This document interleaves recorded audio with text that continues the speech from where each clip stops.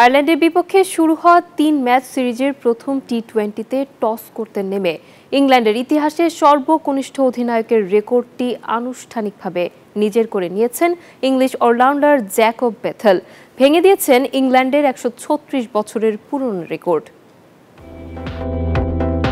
England ক্রিকেটের ইতিহাসে রচিত হলো নতুন অধ্যায়। আয়ারল্যান্ডের বিপক্ষে ৩ ম্যাচ সিরিজের প্রথম টি-20তে টস করতে নেমে দেশের হয়ে সর্বকনিষ্ঠ অধিনায়ক হিসেবে অভিষেক হলো জ্যাকব বেথেলের। মাত্র ২১ বছর ৩২৯ দিন বয়সে অধিনায়কের দায়িত্ব নিয়ে ভেঙে দিলেন ১৩৬ বছরের পুরনো রেকর্ড।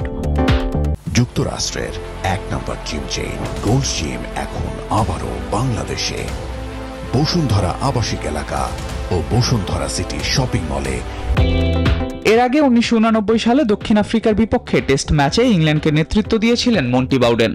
তখন তার বয়স ছিল ২৩ বছর ১৪৪ দিন। সেটাই ছিল জাতীয় দলের হয়ে সাদা পোশাকে তার শেষ ম্যাচ। সেই রেকর্ডকেই পেছনে ফেললেন তরুণ অলরাউন্ডার বেথেল।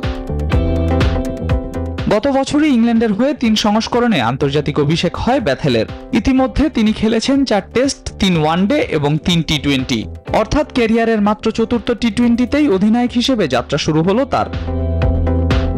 ইসিবি শুরু থেকেই তাকে ভবিষ্যতের নেতৃত্বে বড় ভরসা হিসেবে দেখছে। আয়ারল্যান্ড সিরিজের আগে দল ঘোষণার সময় নির্বাচক লুক রাইট বলেছিলেন, জ্যাকব বেথেল নিজের নেতৃত্ব গুণ দিয়ে সবাইকে মুগ্ধ করেছে। আয়ারল্যান্ড সিরিজ দিয়ে ইসিবি তার নেতৃত্ব গুণকে কাজে লাগাতে চায় এবং তার এই গুণকে আর উন্নত করা সম্ভব বলে মনে করেন লুক।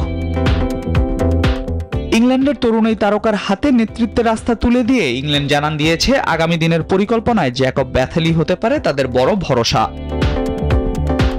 আল মাহমুদ ফাহিম, নিউজ 24।